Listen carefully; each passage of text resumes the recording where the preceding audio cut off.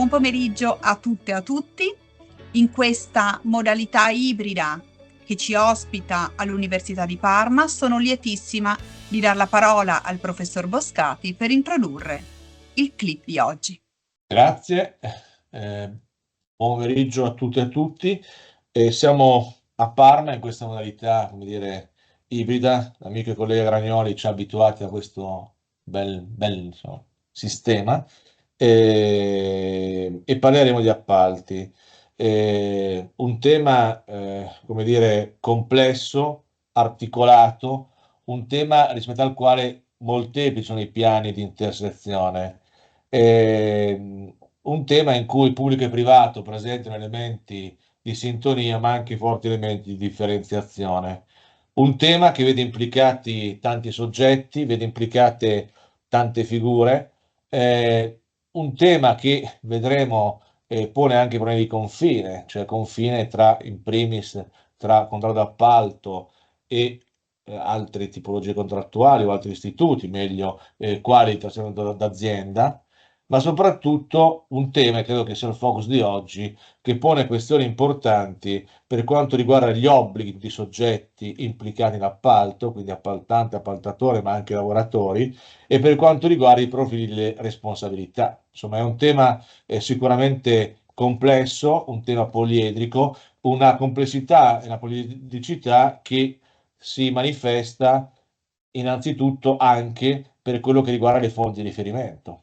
Fonti interne, certo, ma non solo e non tanto, mi viene da dire fonti interne, ma soprattutto fonti unitarie. Molte disposizioni interne, lo vedremo, sono espressione e attuazione di fonti unitarie, e non soltanto fonti normative, ma anche il ruolo del contratto collettivo. E contrattazione collettiva vista in relazione al ruolo della legge. È un tema complesso, lo dicevo prima, un tema affascinante, un tema in cui così si intrecciano immediatamente tre profili, che sono il tema, il profilo della libertà di iniziativa economica, sono il tema della concorrenza, è il tema meglio del lavoro. A questi tre aspetti, libertà di iniziativa economica, concorrenza e lavoro, nel pubblico c'è un elemento aggiuntivo. Elemento aggiuntivo è elemento fondamentale, che è il tema dell'interesse pubblico. Come questo interesse pubblico entra in sinergia in relazione a questi profili. Non possiamo dire semplicemente in modo di vedere che l'interesse pubblico è un qualche cosa, è un interesse che si inserisce al posto delle libertà di iniziativa economico-privata, perché in realtà gli appaltatori sono dei soggetti privati e quindi c'è un elemento aggiuntivo che ovviamente pone delle questioni ulteriori e specifiche, questioni ulteriori e specifiche che riguardano la scelta dell'appaltatore. La scelta dell'appaltatore in una duplice prospettiva a propria volta, cioè che l'aspetto della competenza e l'aspetto della spesa. Competenza cosa voglio dire? Voglio dire che non è rilevante nel settore pubblico scegliere uno anziché un altro. Nel privato potremmo dire, perdonatemi, come dire, la caduta di livello, può essere un problema dell'appaltante, del committente, è un problema suo. Nel caso in cui c'è una pubblica amministrazione, ma più in generale potremmo dire in tutti i casi in cui c'è un soggetto pubblico che vuole soddisfare un interesse pubblico, questo tema della scelta di un soggetto competente c'è, e quindi c'è un tema che riprenderò tra un attimo, che è quello del tema dei vantaggi sociali che certe soluzioni possono apportare, e che è un tema, credo, di recentissima emersione. E poi c'è un tema di spesa, c'è un tema di contenimento della spesa, e il bilanciamento tra spese e competenze è un aspetto sicuramente importante, un aspetto è un profilo che certamente in un ambito è emblematico, evidente, è l'ambito della sanità, dove il tema degli appalti pone questioni importanti, un ambito in cui al 25 marzo a Bologna parleremo di flessibilità e sanità, ma sicuramente in cui i soldi per gli appalti ci sono, i soldi per contratti a tempo determinato o per assunzioni non ci sono, e quindi questo pone un problema più ampio e più generale. E sotto questo profilo, quindi il tema scelta dell'appaltatore è un tema sicuramente centrale, un tema che in qualche misura abbiamo affrontato la volta scorsa abbiamo parlato di prestazioni occasionali, la differenza della prestazione dell'avvocato della singola causa o della consulenza, prestazione di servizio, consulenza continuativa e quindi applicazione del codice degli appalti, ma che assume una, diciamo così, specificità nel caso specifico, e di questo si occuperà, se ho ben inteso, prevalentemente il professore Falsone, cioè individuando tutte le problematiche connesse al tema dei bandi, dei contenuti e quant'altro, e quindi il tema di procedura e il tema di contenuti. E a questo aspetto da giuslavorista sicuramente gli altri profili che assumono rilievo sono i profili delle clausole cosiddette sociali di prima generazione, ecotrattamento, di seconda generazione riassorbimento, di cui si occuperà il cotrattamento il dottore Bernardo, almeno se ho visto, se ho letto bene i miei appunti, ma rispetto ai quali dobbiamo forse chiederci oggi se oltre a queste clausole di prima generazione ecotrattamento, seconda generazione riassorbimento, quindi continuità occupazionale, possiamo avere clausole di terza generazione. Cioè mi riferisco fondamentalmente alle clausole sociali di inclusione e di pari opportunità generazionali di genere. Un qualche cosa che ha trovato attuazione, sta trovando attuazione, comunque il problema si pone a seguito della direttiva del 2024 sul dovere di diligenza delle imprese ai fini della sostenibilità, che segue una direttiva del 22, attuata in Italia con il decreto delegato 125 del 2024, sulla trasparenza delle informazioni ambientali, sociali e di governance. Ma diciamo che la direttiva del 3 giugno 2024 sulla diligenza delle imprese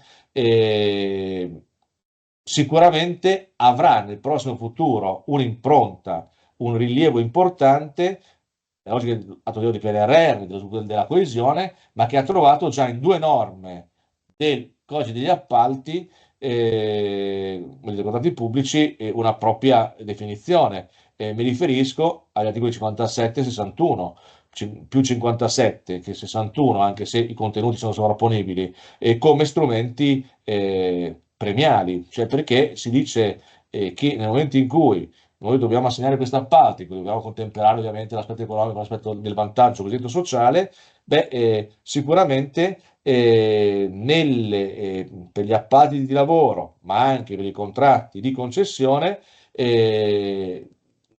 sono privilegiati, diciamo così, specifiche clausole sociali in cui siano previste misure volte a garantire pari opportunità generazionale, pari opportunità di genere, pari opportunità di inclusione lavorativa per persone con disabilità o svantaggiate. E quindi questo tema, non soltanto del, diciamo così, un tema del salvaguardare un trattamento economico, un'occupazione, ma anche del far entrare diciamo così, nel rapporto soggetti che nel mercato sono deboli. E qui il problema che si pone è tutta questa, ma non voglio dire, no, lo pongo come spunto di riflessione, tutto questo, diciamo così, questione come si pone anche in relazione alle previsioni della contrattazione collettiva che prevedono continuità occupazionale, cioè quindi il rapporto fondamentalmente tra, credo, continuità occupazionale e diciamo, inserimento di queste nuove figure, dove sicuramente diciamo, l'elemento che mi pare abbastanza evidente è quello per cui si vuole mettere al centro la persona. Credo che, diciamo così, il tema sia un tema molto, molto importante per quanto riguarda il profilo di entrata e di svolgimento, ma anche per quanto riguarda il tema di cui si occuperà il professor Altimari, il tema delle responsabilità e fondamentalmente quella solidale, per tutelare il lavoratore, dove scontiamo ancora differenze tra il settore privato e il settore pubblico.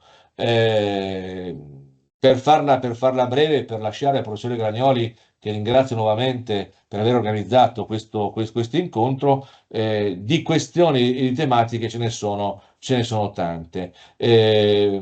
Tante sono anche le questioni, come dire, aperte, e quindi io, come dire, non vedo l'ora di, come dire, di pormi in ascolto di quello che, se ho recepito bene, l'ora dovrebbe essere, dopo la introduzione del professore Gragnoli, il dottore Bernardo, il professore Altimari, il professore Falsone, però ovviamente è una, come dire, la regia questo mi ha comunicato, ma io non è detto che capisca sempre le cose al volo, e quindi insomma ringrazio nuovamente Enrico, ringrazio i professori Altimari, Falsone e Bernardo per questo intervento e, come dire, mi metto in religioso o laico, religioso per Enrico, laico per gli altri, silenzio e ascolto con enorme piacere quello che i nostri amici ci racconteranno questo pomeriggio. Grazie. Sono io a ringraziare il professor Boscati e la professoressa Zilli per averci coinvolto in questa iniziativa. È un piacere ogni anno partecipare con un seminario. Quest'anno ci siamo rivolti a 3 giovani di belle speranze, in parte devo dire speranze anche realizzate, in parte in attesa di completamento. Quindi comunque 3 giovani. Il tema è di grande rilevanza sia teorica sia applicativa, per il grande numero di contratti d'appalto e per i forti rischi che la stipulazione di contratti d'appalto con la pubblica amministrazione porta. Non voglio fare un'introduzione perché dobbiamo rispettare dei tempi categorici che la professoressa Zilli ricorda con precisione elvetica.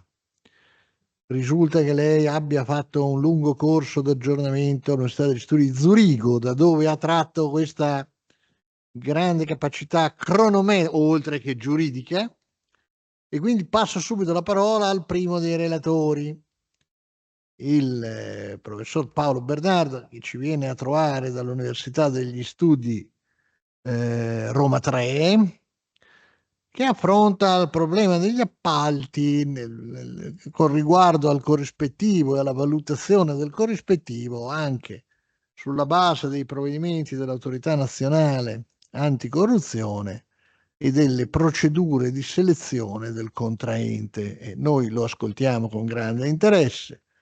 Ciascuno dei relatori ha 30 minuti e poi alla fine farò io qualche considerazione conclusiva riprendendo qualcuno dei temi che di sicuro toccheranno. Grazie, la parola al professor Bernardo. Sì, grazie. Ringrazio il professor Gragnoli e i professori Zilli e Boscati per l'invito. Allora, il tema di cui andrò a trattare è quello relativo alle clausole di equo trattamento nel codice dei contratti pubblici.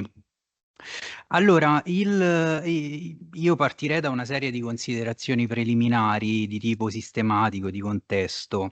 La prima, come ricordava il professor Boscati, è che insomma la clausola di equo trattamento di cui andremo a trattare si colloca in un contesto in un settore specifico dell'ordinamento, che è appunto quello dei contratti pubblici, degli appalti pubblici, che presenta una serie di regole, principi, valori, insomma anche specifici, vengono in considerazione dunque tutta una serie di diversi nuclei di interessi che devono essere in qualche modo contemperati tra loro, devono essere tra loro bilanciati, tra cui ovviamente quello della pubblica amministrazione, al buon andamento e anche alla economicità, quello alla tutela della concorrenza, la libertà di impresa che è molto importante anche a livello euro-unitario e ovviamente l'interesse dei lavoratori, sia la garanzia delle condizioni dignitose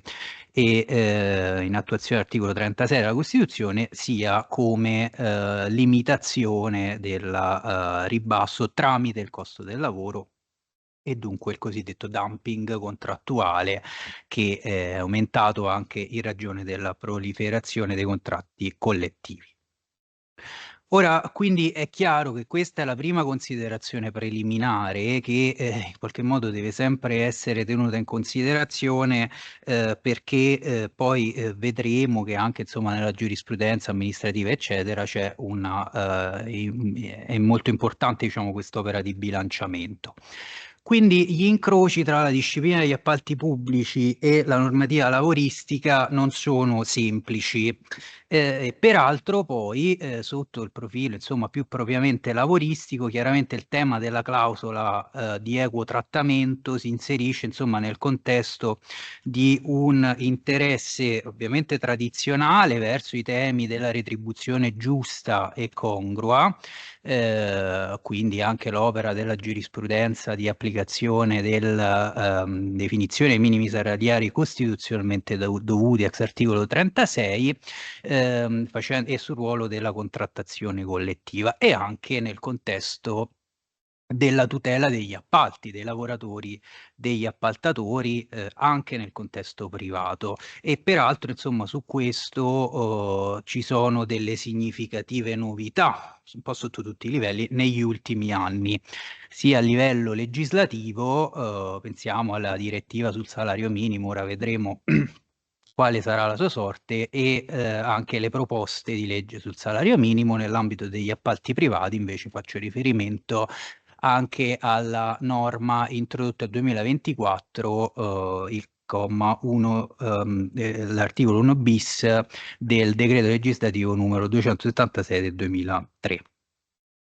E ovviamente anche a livello giurisprudenziale faccio riferimento alle note 6 sentenze dell'ottobre del 2023. Quindi diciamo temi molto complessi e delicati anche nella loro intersezione, e chiaramente il settore degli appalti pubblici su questo rappresenta diciamo un ambito importante anche per valutare tutta una serie di profili critici del sistema di contrattazione collettiva e di tutela dell'equa retribuzione. Ora, queste sono le prime due considerazioni preliminari. Ne faccio una terza con riferimento specifico al codice dei contratti pubblici, perché la regolazione delle procedure di affidamento e di esecuzione dei contratti pubblici è stata, come noto, oggetto di numerosi recenti interventi legislativi. Sono stati 3 diversi codici dal 2006 ad oggi. E questo è anche, diciamo, è difficile individuare quelli che sono i motivi, cioè l'unico motivo di questo, però insomma tra essi c'è anche quello, dicono gli amministrativisti, di riconsiderare un po' l'impianto culturale di fondo, alla luce del quale la trama normativa prende forma. E questo soprattutto con un dare maggiore rilevanza, questo diceva anche il professor Boscati, al principio del risultato, e quindi anche un po' una riconsiderazione del principio della concorrenza che comunque è tutelato. E quindi il nuovo codice è il decreto legislativo numero 36 del 2023, che si apre proprio con 11 articoli iniziali, il titolo primo, che fanno riferimento ai principi generali, che contengono dunque diciamo un po' il paradigma interpretativo dell'intero atto normativo. E tra questi 11 principi generali, quindi già la collocazione è importante rispetto alla normativa precedente, c'è l'articolo 11 che è proprio rubricato principio di applicazione dei contratti collettivi nazionali di settore, poi anche inadempienze contributive e ritardo dei pagamenti. Però per quanto ci interessa, la cosa da sottolineare è che è stato introdotto questo nuovo articolo 11 che prevede dunque la clausola di equo trattamento, che era già prevista dai codici precedenti, ma in questo caso viene prevista all'interno di un articolo collocato nel contesto dei principi generali. Ora, queste clausole sociali di equo trattamento, anche dette di prima generazione, sono, come sappiamo, espressione di una tecnica normativa con cui il legislatore tenta di orientare il mercato a fini socialmente utili, e sono definite dallo stesso codice del contratto. Sono quelle disposizioni che compongono a un datore di lavoro il rispetto di determinati standard di protezione sociale del lavoro come condizione per svolgere attività economiche in appalto, in concessione, per accedere a benefici. pubblici. Quindi qui già nella stessa definizione c'è il concetto della condizione di queste clausole, quindi dell'imposizione di questi standard di tutela, di protezione sociale del lavoro.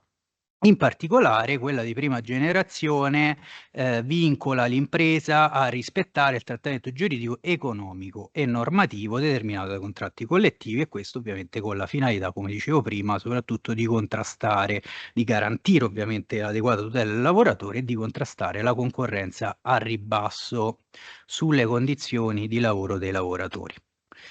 Quindi questa è la collocazione del nuovo articolo 11 e diciamo che la tutela delle condizioni di lavoro dettate dai contratti collettivi viene in realtà rafforzata da questo nuovo codice. Questo lo vediamo quindi sia per la collocazione, che è importante anche ai fini interpretativi eccetera, ma anche perché vengono previste una serie di norme ulteriori, più specifiche. Dice il Consiglio di Stato nella relazione, che poi riprende la legge delega, che in questo codice, diciamo, la tutela delle condizioni di lavoro non la si intende solo promuovere, ma anche garantire, con norme maggiormente pregnanti e vincolanti. Questo è quello che dice il Consiglio di Stato e questo si inserisce anche, insomma, risponde un po' a una giurisprudenza amministrativa che con riferimento al codice precedente, ma andremo a vedere in realtà anche con riferimento a questo codice alcune volte, aveva insomma una serie di problematiche legate proprio a questo, all'effettività, insomma, alla garanzia di questo, di queste clausole, quindi insomma è una chiave interpretativa importante. Ora, queste quindi sono le considerazioni preliminari. Andiamo a vedere quello che è il contenuto dell'articolo 11. Allora, il comma primo in realtà ripropone sostanzialmente il testo dell'articolo 30,4 del decreto legislativo 50 del 2016, quindi il codice precedente, e dice che al personale impiegato nei lavori, insomma, degli appalti pubblici e concessioni è applicato il contratto collettivo nazionale e territoriale. Anzitutto, primo requisito, in vigore per il settore e per la zona nella quale si eseguono le prestazioni di lavoro. Secondo requisito, soggettivo rappresentativo, cioè deve essere quello stipulato dalle associazioni dei datori e dei prestatori di lavoro comparativamente più rappresentative sul piano nazionale. Terzo requisito, quello oggettivo, è quello, deve essere quello il cui ambito di applicazione sia strettamente connesso con l'attività oggetto dell'appalto svolta dall'impresa anche in maniera prevalente. Questo tema della strettamente connesso è importante perché diciamo segna una distinzione, no? Rispetto all'attività invece prevalente esercitata dall'impresa, che spesso veniva presa in considerazione ex articolo 2070, e anche perché lo ritroviamo anche nella nuova norma del comma 1 bis dell'articolo 29 negli appalti privati. Ora, quindi questa è la norma generale, no? La previsione generale, che c'era anche prima. Una delle novità dell'articolo 11 è che al comma 2 è previsto, per esigenze di certezza, dice quindi sempre il Consiglio di Stato nella sua relazione illustrativa al codice, dice che nei documenti iniziali di gara le stazioni appaltanti devono indicare questo contratto collettivo. Nei documenti iniziali di gara e nelle decisioni di contrarre di cui all'articolo 17,2, quindi qui c'è riferimento agli affidamenti diretti che in realtà nella versione originaria non c'era, è stata introdotto con il correttivo del 2024, 31 dicembre 2024. E questo lo deve fare in conformità col comma 1, ovviamente, quindi in base ai requisiti del comma 1 e all'allegato primo punto 01. Questo anche è un allegato che è stato inserito dal correttivo. Quindi, anzitutto deve indicarlo la stazione appaltante nei documenti iniziali di gara o gli anticoncedenti. Ora, questo è importante perché, come avevo anticipato, nella giurisprudenza, insomma, amministrativa, la tesi prevalente era che l'imposizione univoca di un determinato contratto collettivo nella lex specialis, o soprattutto veniva anche fatto il giudizio durante il suo procedimento di verifica dell'anomalia dell'offerta, costituisse una violazione del principio di libertà della iniziativa economica e quindi di libera contrattazione. E quindi, diciamo, la giurisprudenza amministrativa nell'applicazione del vecchio articolo 30, ma anche delle clausole di prima generazione previste dal codice precedente, diciamo, si era tradizionalmente concentrata soprattutto sull'individuazione del contenuto minimo della clausola, rimanendo invece l'individuazione del contratto collettivo applicabile nelle prerogative dell'organizzazione dell'imprenditore, con il solo limite però, diceva la giurisprudenza, che l'accordo collettivo prescelto fosse coerente con l'oggetto dell'appalto. Oggi abbiamo visto c'è il discorso del strettamente connesso. E ciò, diceva sempre la giurisprudenza del Consiglio di Stato, tanto più qualora una o più tipologie di contratto possano anche solo astrattamente adattarsi alle prestazioni oggetto del servizio da affidare. Quindi diciamo che nella applicazione pratica poi e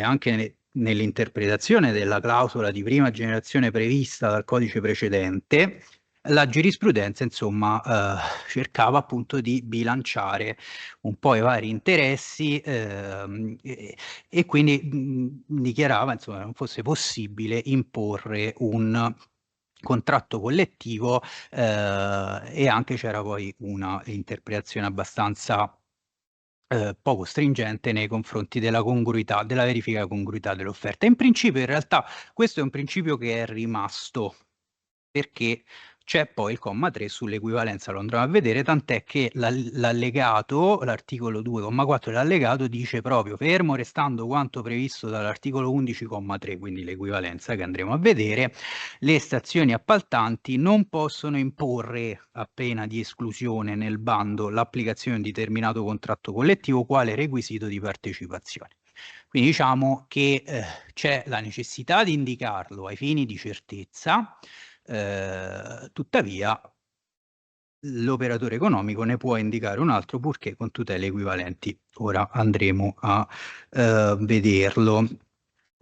Qui faccio solamente un cenno sulla giurisprudenza amministrativa, la prima giurisprudenza amministrativa relativa alla necessità o meno di indicarlo, quindi se sia un obbligo o meno, perché c'era stato un TAR Catania che in realtà proprio alla luce del comma 3 aveva detto che l'omissione dell'indicazione alla lex specialis da parte della stazione appaltante non precludesse la formulazione dell'offerta, proprio perché si poteva scegliere poi il contratto collettivo equivalente. Qui invece la giurisprudenza recente, cito per esempio un TAR Toscana il 26 novembre 2024, che invece ha detto che questa indicazione è un dato di base indispensabile per la corretta formulazione dell'offerta e per la verifica successiva in ordine all'effettivo rispetto delle condizioni contrattuali di settore. Quindi insomma viene e poi peraltro viene specificato anche questo obbligo, diciamo, questa necessità anche dall'articolo 57 del codice sulle clausole sociali. Ora rapido cenno al nuovo comma 2 bis, perché quindi il comma 1 prevede la norma generale, il comma 2 quindi in un'ottica di certezza, di garanzia, non più solo di promozione, prevede la necessità che sia indicato il contratto collettivo nella lex speciale, nei bandi di gara. Il comma 2 bis è stato introdotto dal correttivo del 2024 e fa una distinzione, diciamo, dice in presenza di prestazioni scorporabili, secondarie, accessorie, sussidiarie, che si riferiscono insomma a più del 30%, le stazioni appaltanti indicano altresì il contratto collettivo applicabile al personale impiegato in tali prestazioni. Quindi ci sono due indicazioni, quello dell'attività prevalente e quello di queste prestazioni scorporabili, secondarie, eccetera. Questo soprattutto per gli appalti che hanno ad oggetto attività complesse ed eterogenee, e questo si raccorda anche con la disciplina del subappalto di cui all'articolo 119, il cui comma 12 infatti è stato modificato proprio in tal senso ed è stato inserito anche l'istituto dell'equivalenza con riferimento al subappalto. Ora, il tema del subappalto non lo posso affrontare nello specifico perché non abbiamo tempo, non ce la facciamo. Allora, prima di passare all'equivalenza, chiudo quindi questa prima parte con riferimento a quelli che sono i criteri i criteri e le modalità per l'identificazione di questo contratto collettivo. Quindi abbiamo detto che la stazione appaltante lo deve indicare. Come lo deve indicare? Sulla base dei criteri indicati dal comma 1, che ovviamente sono criteri non semplici poi all'atto pratico, visto soprattutto la proliferazione dei contratti collettivi.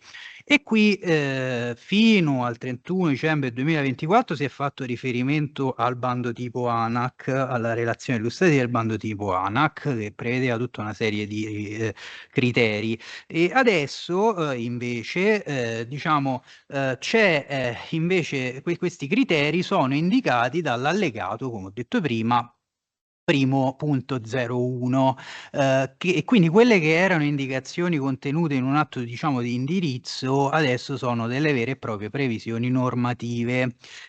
Ora, qui dobbiamo fare riferimento per questa prima attività all'articolo 2 dell'allegato, che parla dell'identificazione del contratto collettivo applicabile.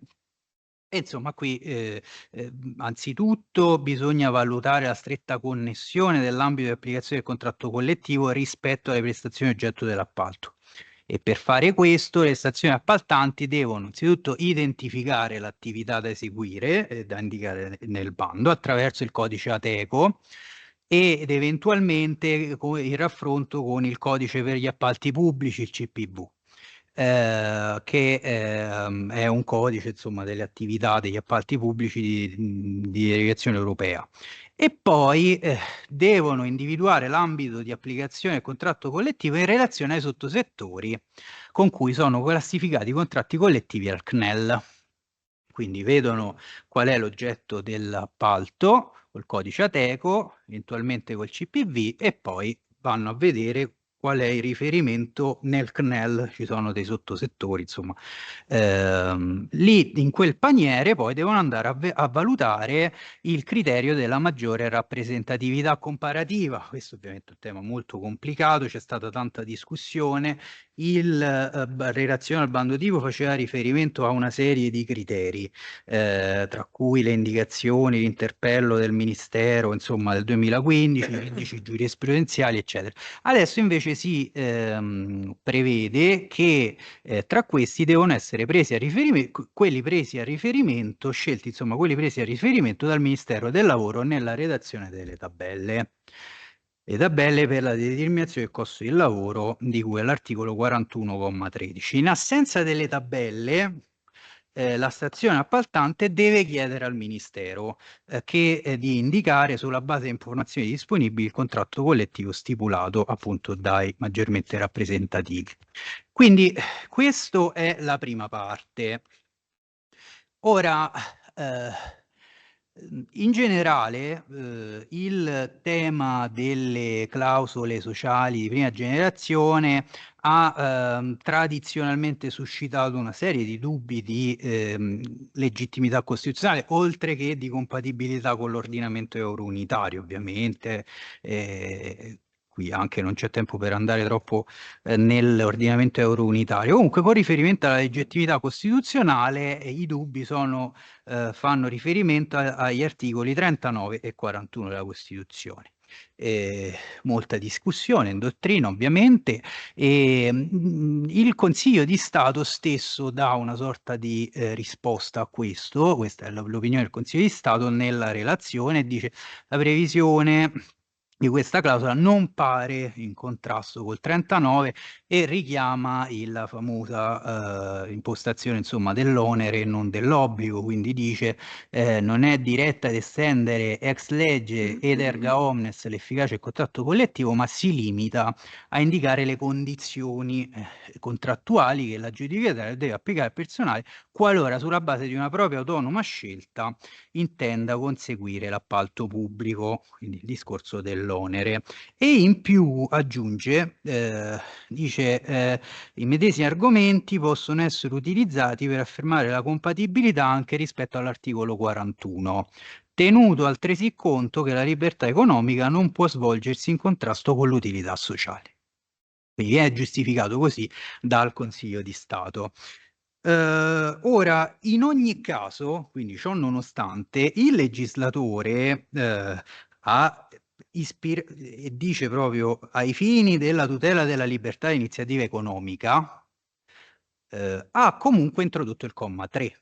Quindi, come dicevo prima, non c'è l'imposizione di uno e uno solo contratto collettivo, quello serve per andare a individuare le tutele economiche e normative che devono essere rispettate.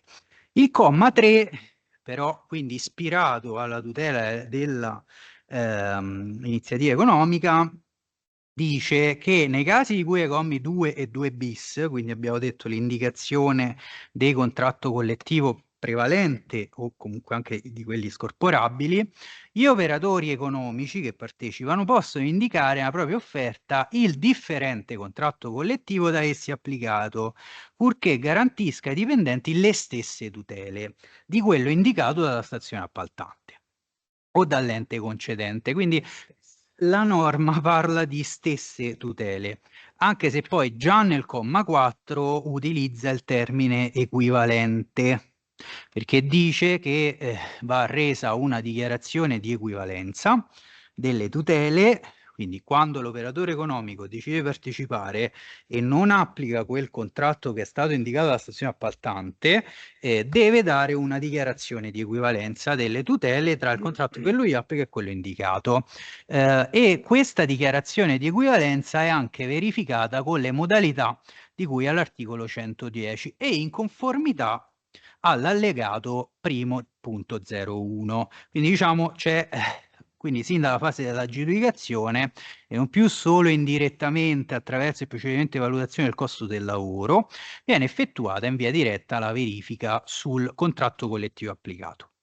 Ora vado veloce perché ho quasi finito il tempo. Come individuiamo i criteri dell'equivalenza? Quindi a questo punto dobbiamo, una volta abbiamo individuato il contratto, c'è l'equivalenza, come le individuiamo? Anche qui interviene l'allegato, c'era la relazione al bando primo, al bando tipo, e adesso invece il nuovo allegato introdotto con il correttivo del 31 dicembre 2024 dice: anzitutto prevede una presunzione di equivalenza e dice ai fini della dichiarazione di cui all'articolo 11,4 e della conseguente verifica che dovrà fare la stazione appaltante, si considerano equivalenti le tutele garantite ai contratti collettivi sottoscritti congiuntamente dalle medesime organizzazioni sindacali comparativamente più rappresentative con organizzazioni datoriali diverse rispetto al contratto collettivo indicato e che devono essere attinenti al medesimo sottosettore a condizione che ai lavoratori dell'operatore economico sia ovviamente applicato il contratto corrispondente alla dimensione e alla natura giuridica dell'impresa. Quindi questo già era previsto in realtà dal bando tipo con riferimento ai settori insomma, dove ci sono imprese di diversa natura, artigiani, cooperative, PMI, grandi imprese. Poi c'è un'altra norma più specifica ancora sull'edilizia. Ora, questa quindi è l'equivalenza presunta, quindi fa riferimento, diciamo, alla natura giuridica e dimensione dell'impresa. Quando non c'è questa equivalenza presunta, interviene la disciplina dell'articolo 4 dell'allegato, che dice: quando al di fuori delle ipotesi di cui all'articolo 3, quindi se non c'è la presunzione, quando l'operatore economico indica un diverso contratto collettivo, si considerano ai fini della valutazione di equivalenza le tutele economiche e normative. Quindi anzitutto toglie ogni dubbio su questo, perché vanno considerate sia le tutele economiche che quelle normative. E qui poi specifica, insomma, quali sono i criteri per l'equivalenza. Anzitutto l'equivalenza economica, che è effettuata in relazione alle componenti fisse della retribuzione globale annua, e quindi sono la retribuzione tabellare, indennità di contingenza, l'EDR, eventuali mensilità aggiuntive, eventuali ulteriori indennità previste. Quindi anzitutto va vista la retribuzione globale annua e deve essere equivalente. Ora andremo a vedere proprio in conclusione sulla base di quali valutazioni. Poi va vista l'equivalenza delle tutele normative, e questo è effettuato sulla base di 14 criteri che sono individuati dalla norma, per cui lavoro supplementare, tempo parziale, lavoro straordinario, periodo di prova, festività, malattia, infortunio, comporto, eccetera. Previdenza integrativa, sanità integrativa. Quindi va fatta questa verifica, questa valutazione di equivalenza delle tutele, sia dal punto di vista economico sia dal punto di vista normativo. E quando si ritiene sussistente questa equivalenza, le stazioni appaltanti, lo dice il comma 4 dell'articolo 4 dell'allegato, dice: possono ritenere sussistenti l'equivalenza delle tutele quando anzitutto il valore economico complessivo delle componenti fisse della retribuzione globale annua risulta almeno pari a quello del contratto indicato nel bando. Quindi qui c'è una valutazione economica complessiva. Qui insomma va anche capito se si possano prendere in considerazione delle indennità ulteriori o meno, se si possono fare delle compensazioni. Come sembra da un parere che è stato un parere precontenzioso dell'ANAC, che fa riferimento anche ad altre indennità ai fini anche dell'equivalenza e quindi della congruità dell'offerta. Comunque questo bisogna valutare la retribuzione globale annua, che deve essere pari, e poi anche è equivalente quando gli scostamenti rispetto ai parametri di cui al comma 3, quindi quelli normativi, sono marginali, dice, sono marginali. Ora su questo chiaramente anche c'è stato il parere del Consiglio di Stato su questo correttivo, che ha detto: che significa questa marginalità? Lo possiamo fare con tutti e 14 i parametri? Allora diventerebbe un po' così non molto equivalente, e prevede però lo stesso allegato che ci sarà, dovrà essere emanato un decreto interministeriale, Ministero del Lavoro e Ministero delle Infrastrutture entro 90 giorni, quindi ancora non c'è, ma ancora c'è, insomma, siamo nei termini, e saranno adottate le linee guide proprio per la determinazione delle modalità di attestazione dell'equivalenza e anche per valutare questi scostamenti. Quindi diciamo sarà molto importante ai nostri fini questo decreto.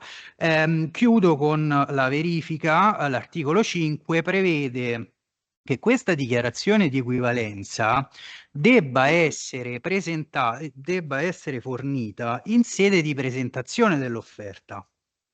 Questo perché dice: per consentire alle stazioni appaltanti e agli enti concedenti di verificare la congruità dell'offerta ai sensi dell'articolo 110. Quindi qui vediamo anche come ci possono essere delle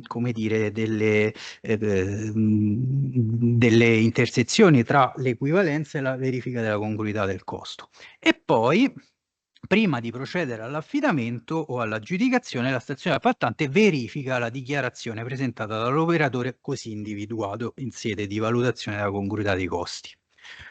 Quindi insomma c'è una valutazione importante. Allora io finisco solo con un brevissimo cenno, prendo un minuto, alla giurisprudenza, perché ho detto prima che la giurisprudenza sul vecchio articolo 30,4, insomma, come dire, non era molto stringente, diciamo, dal punto di vista interpretativo, con riferimento alla clausola di prima generazione. Ora c'è giurisprudenza che sta incominciando a dire che la dichiarazione di equivalenza e anche la verifica da parte della stazione appaltante sono gli elementi essenziali, quindi va fatta perché c'era stata un po' di elusione, chiaramente nel settore appalti pubblici molto difficile anche in base alle competenze, eccetera.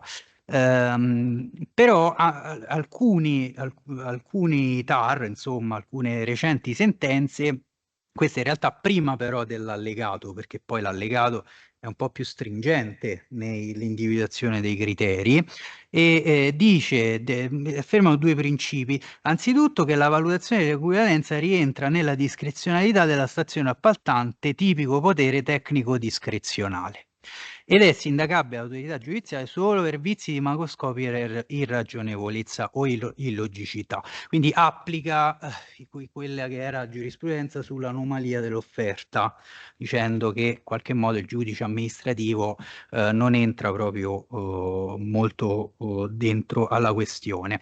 E poi anche, qui cito un TAR Toscana che cita a sua volta il TAR Brescia, ormai abbastanza famoso perché è abbastanza commentato, secondo cui dice proprio questo TAR: occorre evitare di introdurre freni non necessari alla concorrenza, che potrebbero ostacolare il raggiungimento della massima partecipazione. Quindi c'è un po', richiamano quei principi della giurisprudenza precedente, e quindi un'impresa, dice qui, può mantenere il proprio CCNL anche relativo a un altro settore, purché vi sia una valutazione complessiva, quindi dice il trattamento dei lavoratori non sia eccessivamente inferiore. E poi chiude dicendo: l'equivalenza di CCNL non richiede la parità di retribuzione perché una simile condizione sarebbe impossibile e anche discriminatoria, avendo quale risultato l'imposizione di soli CCNL prese a riferimento agli atti di gara. Quindi questo per far capire che in realtà poi nell'applicazione pratica la giurisprudenza, come era prima, alle volte, certo, con un po' più elastica, ecco, diciamo questo, certo, con il correttivo i criteri sono più specifici e peraltro dobbiamo aspettare il decreto in cui saranno ancora più specifici. Mi fermo. Beh, ringraziamo molto il professor Bernardo, una relazione molto precisa, molto attenta e molto aggiornata. Io faccio solo una considerazione, cioè attenzione, in ordine alla retribuzione, entro certi limiti, come diceva il professor Bernardo, il conteggio ha un valore matematico, entro certi limiti si tratta anche in quel caso eventualmente di confrontare voci i cui presupposti di corresponsione sono diversi. Le indennità per definizione non sono versate a tutti, quindi ricomprenderle o non ricomprenderle determina un'alterazione del meccanismo di conteggio. Comunque, stabilite quali siano le voci da prendere in considerazione, alla fine, se l'importo sia uguale o sia diverso, con una certa precisione lo si riesce a calcolare. Per quanto uno cerchi di circoscrivere il potere di valutazione dell'equivalenza alle clausole normative non economiche, c'è un punto ineludibile, e cioè i presupposti di applicazione sono variabili. Quindi per una persona ammalata il comporto è la cosa più importante del mondo, perché se lo supera c'è il rischio del licenziamento. Per un lavoratore che abbia superato la prova, il patto di prova non ha nessuna importanza, e quindi nella stragrande maggioranza dei rapporti di lavoro il patto di prova non ha nessuna rilevanza. La disciplina, adesso al di là di 14 punti, ma la disciplina del potere disciplinare è fondamentale qualora si discute del licenziamento, ma il 95% dei lavoratori italiani non hanno mai subito, non subiranno mai un procedimento disciplinare.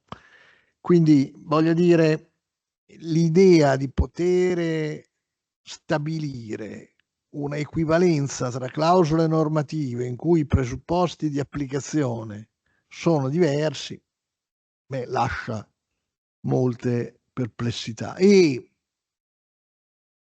il fatto che tutti quei 14 punti menzionati abbiano una diretta ricaduta economica sui costi dell'appaltatore, francamente non è vero. perché molte delle clausole richiamate nei 14 punti non hanno una ricaduta immediata, l'hanno molto mediata, e quindi, avendola molto mediata, anche molto indiretta, e si capisce perché la giurisprudenza dice non eliminiamo, non riduciamo la competizione, visto che le ricadute sull'efficienza dell'appaltatore sono indirette. Credo che il legislatore, animato dall'idea di specificare in modo analitico che cosa voglia dire equivalenza, ma forse dovrebbe riflettere sul fatto che i contratti collettivi diversi nelle clausole normative non economiche sono diversi, e quindi non possono essere equivalenti per la contraddizione che non consente, direbbe Dante. Insomma, se sono diversi, non ci può essere equivalenza. Equivalenza significa introdurre un criterio di uguaglianza di fronte a fattispecie che sono oggettivamente diverse. Mi pare che, nonostante gli sforzi del legislatore, il problema resti non impostato in modo corretto dall'ordinamento, e penso che la giurisprudenza abbia molto spesso ragione nell'eluderlo. Bene, grazie ancora professor Bernardo, un intervento davvero interessante. La parola al professor Altimari, responsabilità solidale dell'appaltatore, poi lui la articolerà come crede. Grazie. Certo, committente.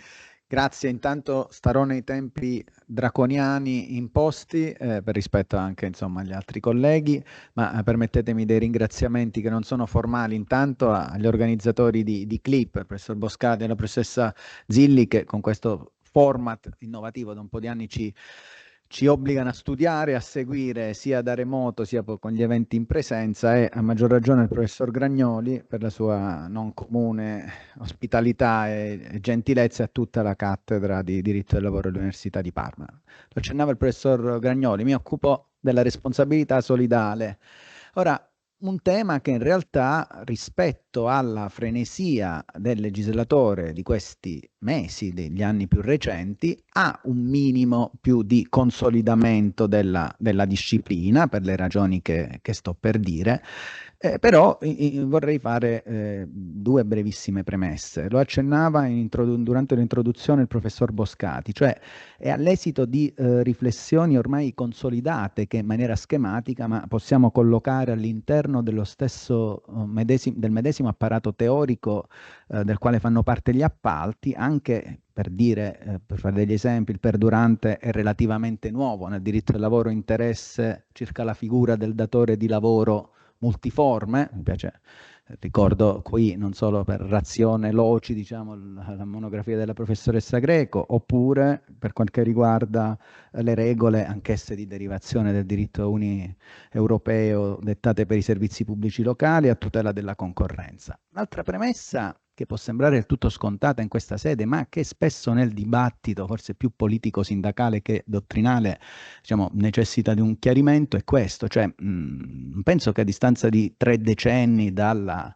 post-fordismo possiamo ancora porci il problema se l'esternalizzazione in sé considerata sia una patologia del sistema, ma è assolutamente fisiologia del sistema. Cioè, per chi ha studiato soprattutto la pubblica amministrazione, ricordo a me stesso prima che ad altri che, come dire, nasce con la legge Giolitti, ma i prodromi prima ancora, la pubblica amministrazione si trova a dover offrire servizi, a facere, diciamo, dei vari opus, lo fa per il tramite di concessioni, lo fa per il tramite di appalti, lo fa per il tramite di quelle che forse con il linguaggio moderno chiameremo società in house, ma all'epoca chiamavamo municipalizzate. Quindi da questa piena cittadinanza dell'esternalizzazione nell'ambito del diritto del lavoro, però evidentemente non significa abdicare alla tradizionale, per quanto mi riguarda non démodé, funzione garantistica del diritto del lavoro e del contraente debole.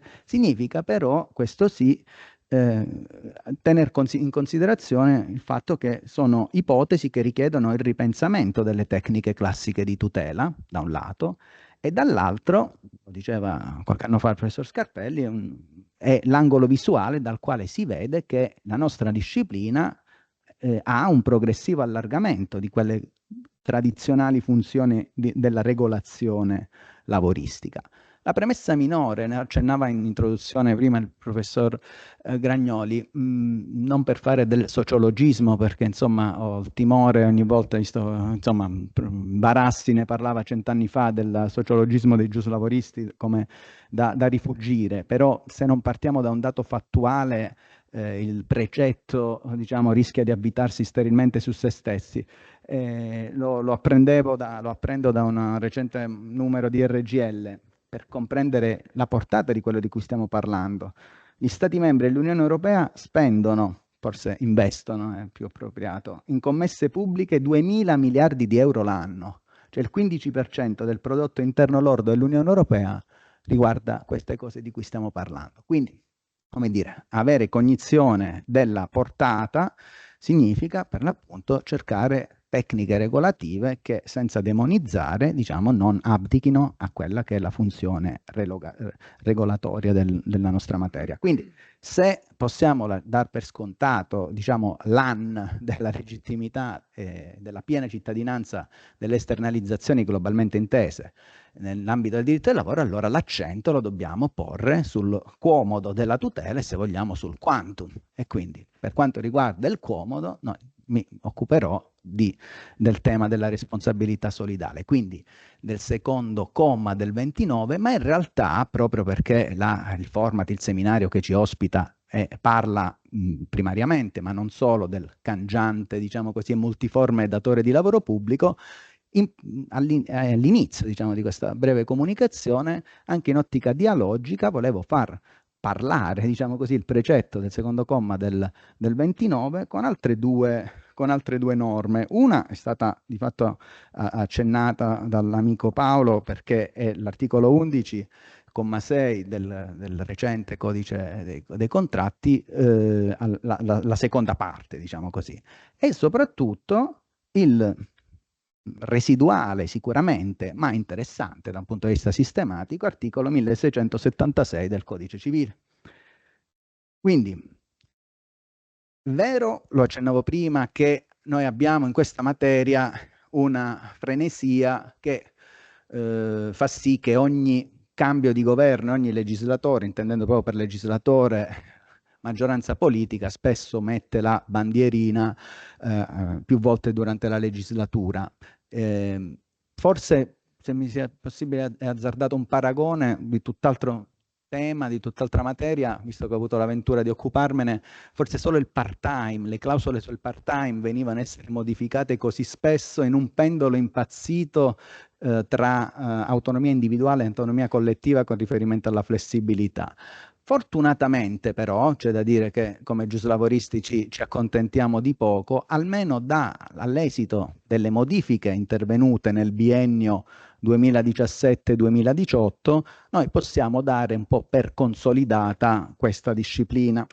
Allora, fatto da bravo scolaretto, per non andare troppo in là coi tempi, anche i miei buoni appunti, da cosa partiamo? Partiamo dalla previsione, per cui la previsione è quella: negli appalti di opere e servizi, appaltatore e committente sono responsabili in solido entro il limite temporale di 2 anni, su questo limite temporale qualcosa andrà detta, dalla cessazione dell'appalto, per i trattamenti retributivi, comprese le quote di TFR, nonché i contributi previdenziali dovuti in relazione al periodo di esecuzione del contratto di appalto. Cosa resta fuori intanto da un punto di vista oggettivo? Resta qualsiasi obbligo connesso alle sanzioni civili, di cui risponde evidentemente solo il responsabile dell'inadempimento.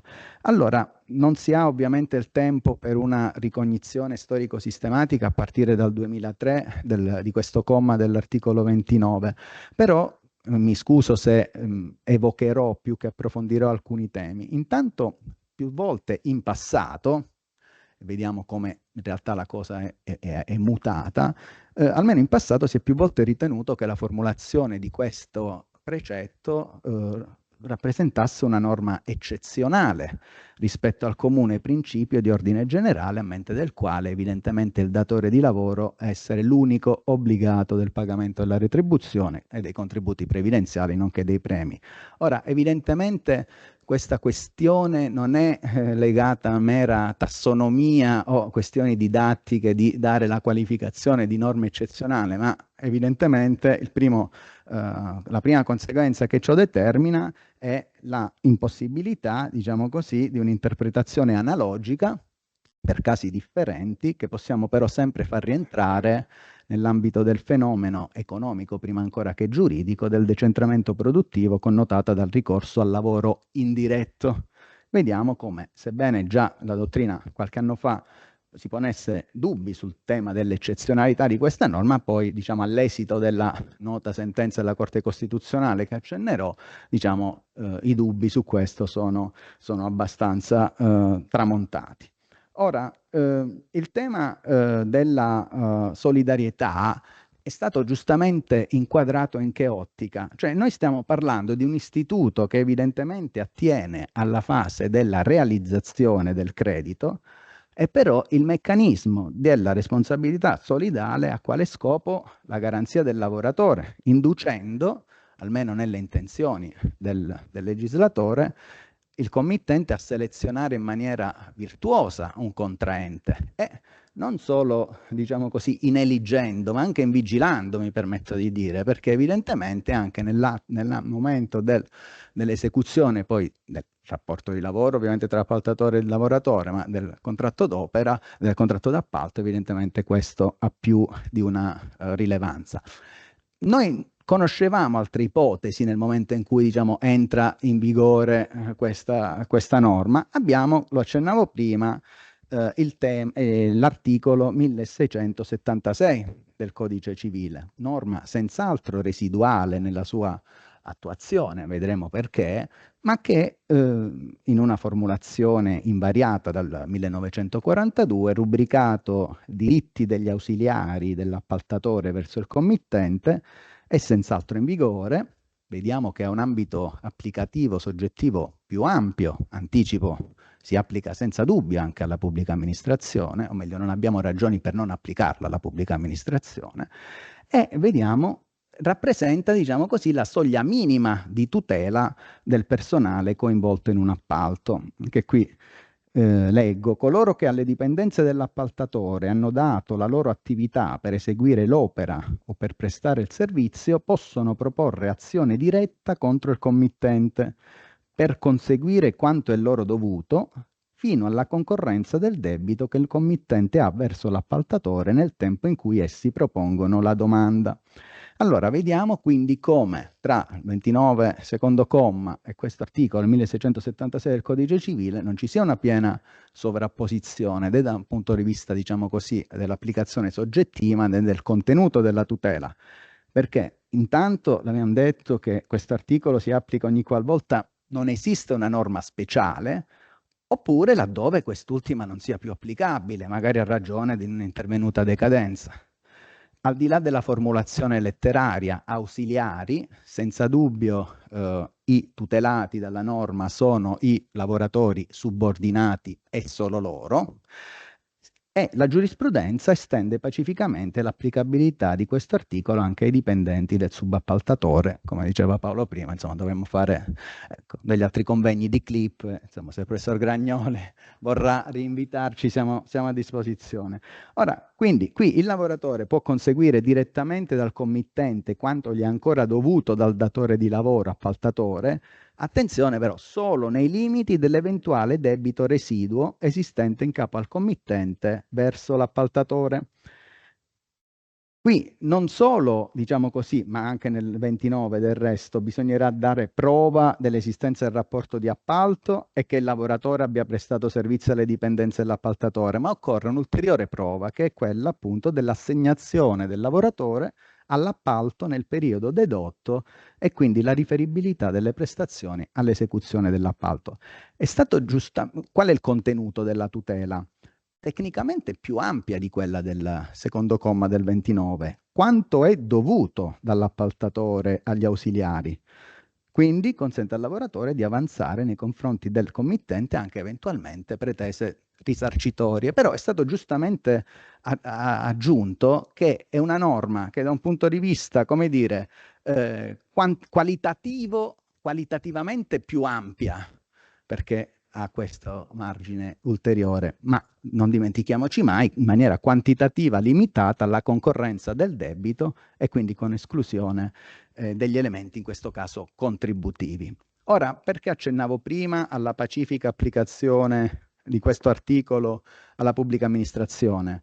E anche la Cassazione a ricordarcelo più volte, da ultimo in una sentenza del 2014, però specifica evidentemente che dapprima i lavoratori devono avvalersi degli speciali strumenti di tutela previsti dal codice dei contratti, e questo in una normale, diciamo così, rapporto tra norma generale, codicistica in questo caso, e norma speciale, codice degli appalti. In questo caso il riferimento era al già, diciamo così, articolo 30,6 del decreto legislativo 50 del 2016, ma che in questa parte, diciamo così, non è stato modificato, e quindi da questo punto di vista è stato trasfuso in quello che è l'articolo 11,6 del codice dei contratti pubblici. Andiamo a vederlo brevemente, perché tralasciando in questa sede, anche su questo si potrebbe discutere a lungo, il tema dell'inadempienza contributiva, il tema del DURC, il tema, la disciplina accenna espressamente anche alla cassa edile in ragione della complessa natura giuridica dell'istituto.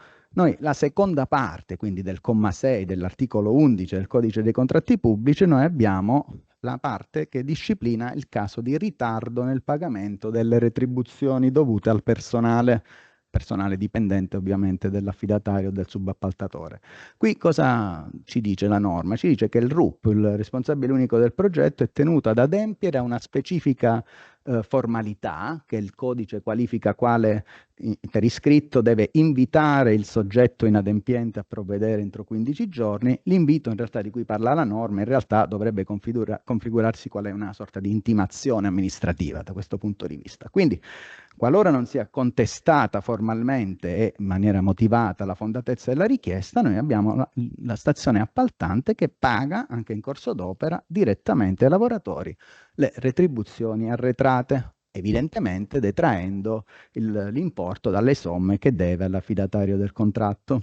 Quindi è evidente che in questo caso questa tecnica di tutela si atteggia in maniera diversa rispetto al 29, non fosse altro per i, come dire, poteri autoritativi del committente, è teso a soddisfare quegli interessi pubblici di cui comunque sullo sfondo anche della relazione di chi mi ha preceduto. Ora, ritornando al nostro articolo 29 dal quale siamo partiti e in realtà con quale concludiamo. Ora, non è possibile dar conto delle talvolta davvero frenetiche modifiche legislative che ci sono state. Alcuni colleghi, alcuni autori ne hanno conteggiate solo nel biennio 2012-2014 6 modifiche legislative, quindi ci si poneva quasi un tema di inintellegibilità della norma, insomma, per almeno razione temporis. 2 su tutte però volevo accennarle, anche perché, diciamo così, sono state recepite dal legislatore del 2017, se vogliamo, su input all'epoca referendum che era stato ritenuto ammissibile, ma poi non si tenne, proprio perché, diciamo così, le pretese dei referendari erano state soddisfatte dal legislatore. Apro e chiudo parentesi, anche qua ci vorrebbe un convegno a parte. Tra i quesiti su cui saremo chiamati come corpo elettorale a esprimerci, anche se non se ne parla in realtà molto, c'è anche una norma in tema di sicurezza nell'ambito degli appalti. Ecco, dubito, diciamo così, che questa volta i quesiti possano fungere da pungolo, diciamo così, al legislatore, ma qui apro e chiudo parentesi. Quali sono le due norme, i 2 istituti su cui si intervenne nel 2017 e all'esito dei quali, diciamo, la materia, anche comprendendo un po' di sentenze di Cassazione a cui accennerò, danno una stabilità inedita per la materia. Uno, il beneficium excussionis, cioè noi all'esito della norma del 2012, cosiddetta Fornero, avevamo il tema per cui il creditore, prima di agire nei confronti del committente solidalmente responsabile, doveva aver dimostrato di aver intentato un'azione nei confronti del patrimonio dell'appaltatore. Ora, da quella data in avanti, 2017, i lavoratori possono scegliere di rivolgersi direttamente all'impresa ritenuta più solida o solvibile, generalmente al committente. Poi c'è un tema che è molto importante, che è quello della, diciamo così, della deroga alla responsabilità solidale da parte della contrattazione collettiva. Noi qui abbiamo da un lato il famoso, famigerato articolo 138 del 2011, e anche qui che è una sorta di convitato di pietra in gran parte delle discussioni lavoristiche.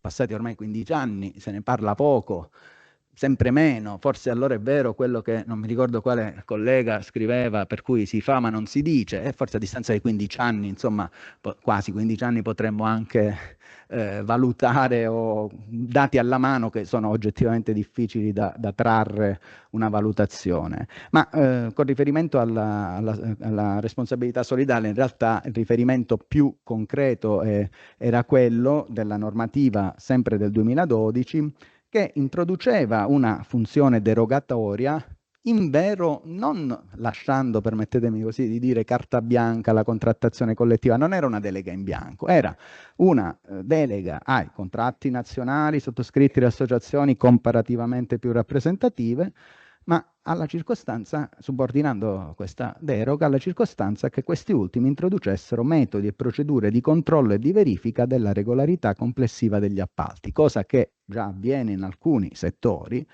Tuttavia, per quanto non fosse una delega in bianco e per quanto si trattasse comunque di strumenti di indiretta diciamo così, promozione dell'osservanza delle regole, comunque, seppur meritori, sembravano garantire una capacità selettiva inferiore rispetto al regime della responsabilità solidale. Non fosse altro che si concentravano soprattutto sul momento, come dire, genetico della stipula del contratto, mentre abbiamo detto che il committente con questa tipologia normativa dovrebbe quantomeno, appunto, oltre all'eligendo, il vigilando, perché diciamo è responsabile lui per i trattamenti. Per quali trattamenti? E questo è l'altro tema. A partire dal 2013 intanto noi abbiamo l'ampliamento, perché viene espressamente previsto che anche i crediti dei lavoratori autonomi rientrino in questa disciplina. Tralascio perché lo dirò alla fine, tra qui a qualche minuto, ma la stessa novella legislativa esclude espressamente le pubbliche amministrazioni, diciamo così, dall'ambito di esplicazione del comma 2 dell'articolo 29. Quanto al profilo, al quantum a cui accennavo prima, no?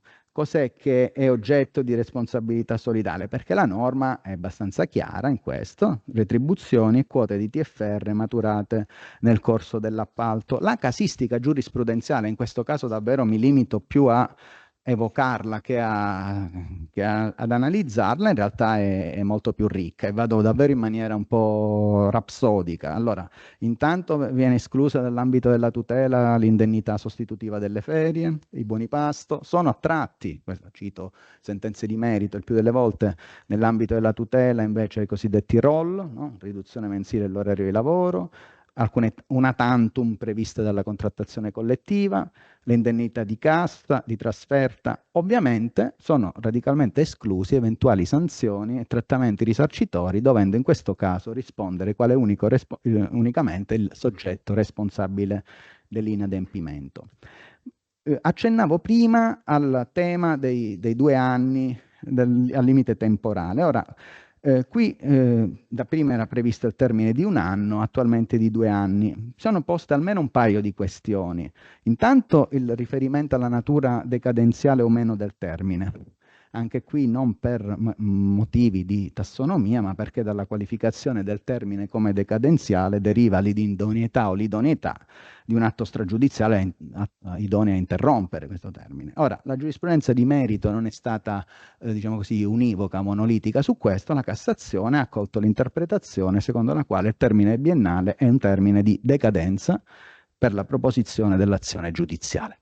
Sempre sul termine biennale vi è stato un tema molto importante e annoso in ordine alle istanze degli enti previdenziali assicurativi. In questo caso, anche qui, la Cassazione ha accolto la tesi per cui, in considerazione della diversa natura delle obbligazioni retributive e contributive, quest'ultima non possa ritenersi condizionata al rispetto di un termine decadenziale, bensì unicamente al rispetto della prescrizione quinquennale.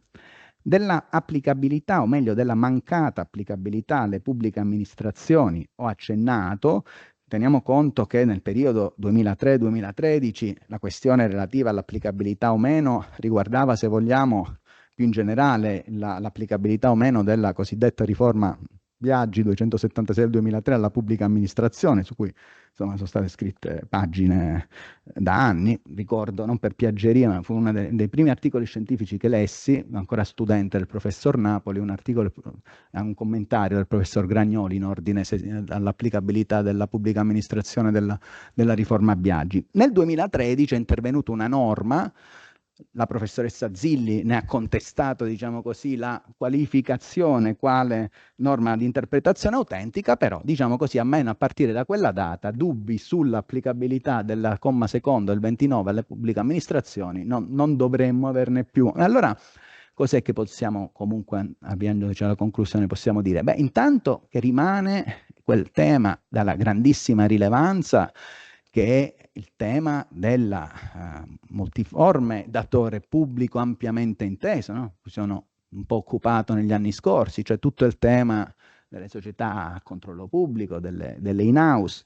Attenzione che sul tema, per esempio, dell'applicabilità delle in-house, delle società a controllo pubblico, tra l'altro un tema che non limitato al secondo comma dell'articolo 29, no? Ultimamente se ne è occupato anche il professor Gragnoli in tema di, diciamo così, riassumo molto con riferimento all'interposizione, no? Tra amministrazione e società in house.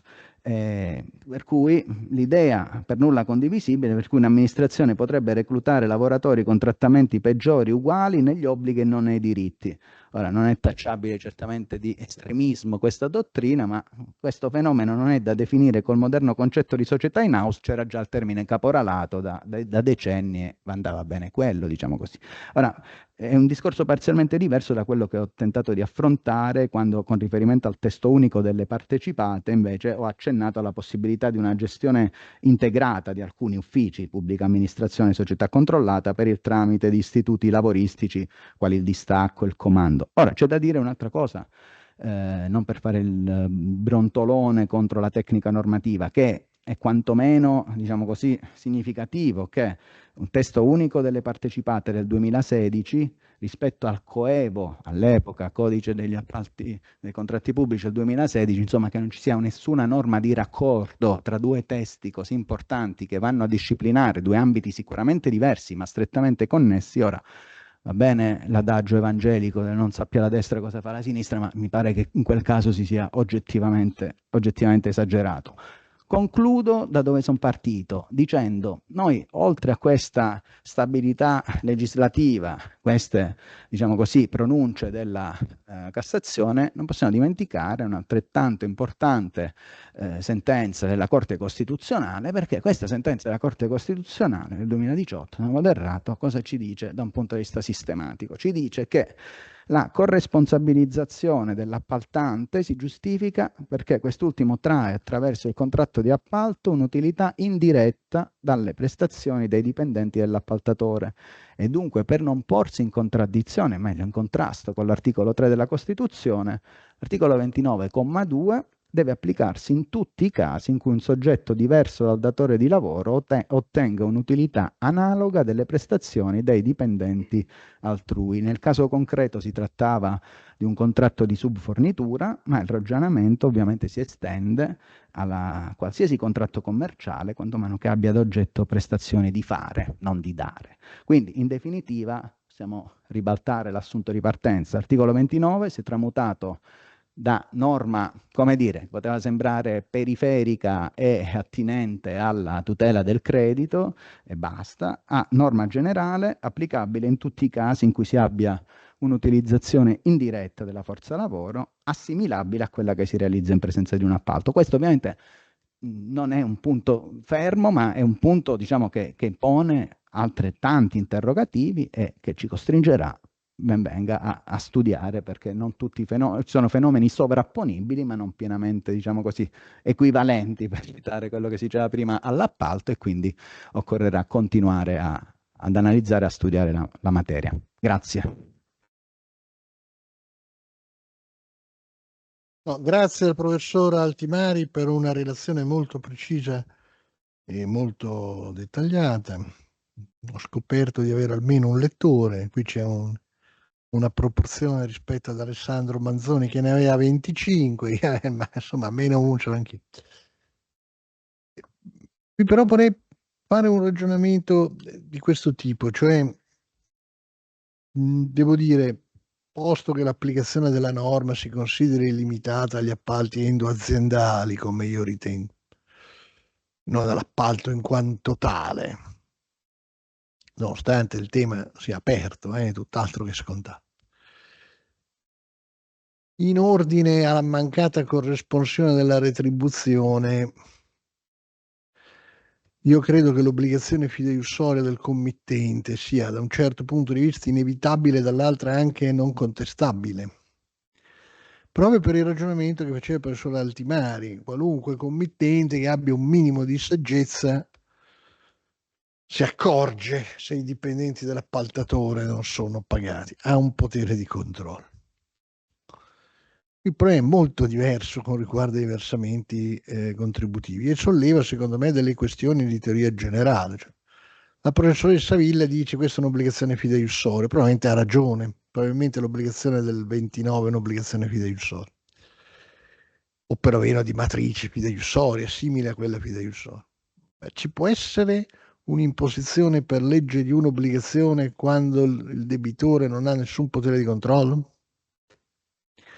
Attenzione, le grandi questioni, non la piccola impresa di pulizie che non versava i contributi, ma le grandi questioni nazionali emerse sull'articolo 29 riguardavano la creazione da parte di gruppi di società che operavano come appaltatori di liquidità fittizia mediante la creazione di fatture, quantità enorme, per prestazioni non eseguite, con successiva compensazione con i crediti contributivi dell'INPS.